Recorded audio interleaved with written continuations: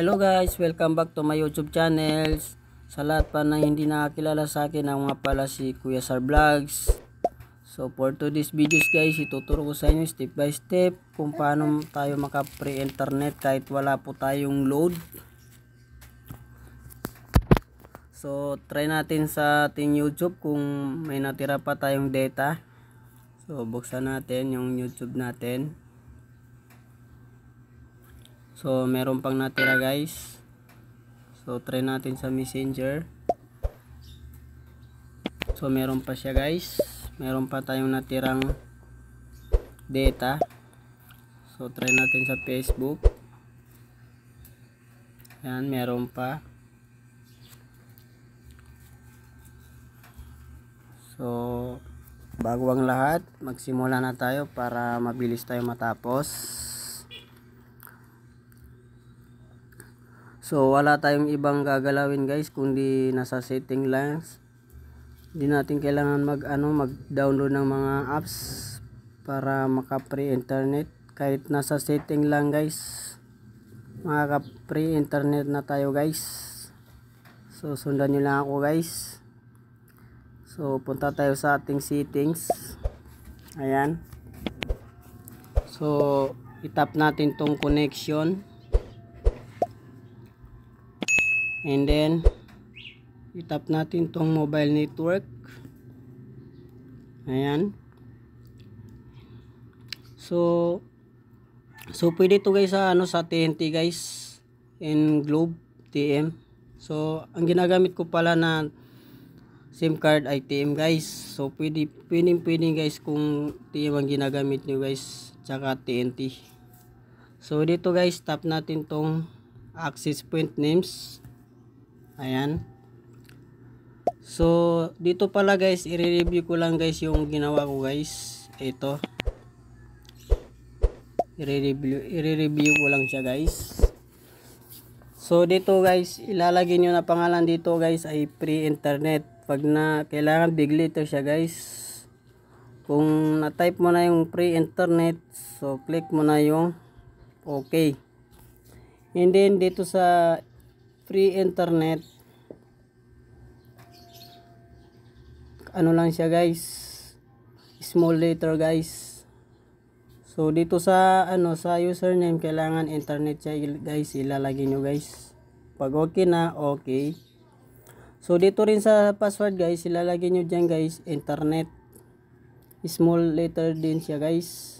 So dito naman sa silver, ilagay mo dito ay 100. So pag okay mo na yan. And then dito naman sa authentication type, ilalagay mo dyan guys ay PAP or CHAP. Yan, PAP or CHAP.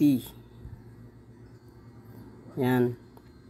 So dito naman sa APN type, SUPL, ilalagay mo dyan guys ay default SUPL sa APN type. Pag nasulat mo na, click mo na yung okay. Ayan. So dito naman sa APN protocol, ang ilalagay mo dyan guys ay AP54, AP56. Pag naano mo na yan, napili mo na, click mo na yung AP54, AP56. So okay. Ayan. So dito naman sa APN roaming protocols, ganun din siya guys. So sana nasundan nyo ko guys. So dito naman guys sa bearer, ang ilalagay mo dito guys ay LTE. Kung naka LTE kayo guys, ilalagay mo dyan LTE. And then sali mo na tong GPRS. Ayan. Pag na-check mo na, click mo na yung okay. Ayan. So ganun lang siya kadali guys. So back natin.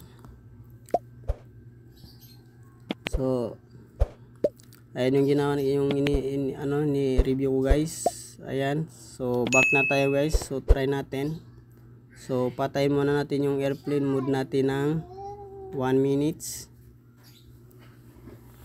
para yung ginawa natin. So pag okay na, i-on mo na yung airplane mode. Ayan. So try natin sa YouTube. Back muna natin. So try natin sa YouTube. Ayan, mabilis siya guys. Mas lalo siyang bumilis guys. Hindi tulad nung kanina. Kasi pag ano mo yan, pag scrollon mo siya, agad siya mag-open yung mga video. Hindi siya blanco. Ayan. So try natin sa Facebook.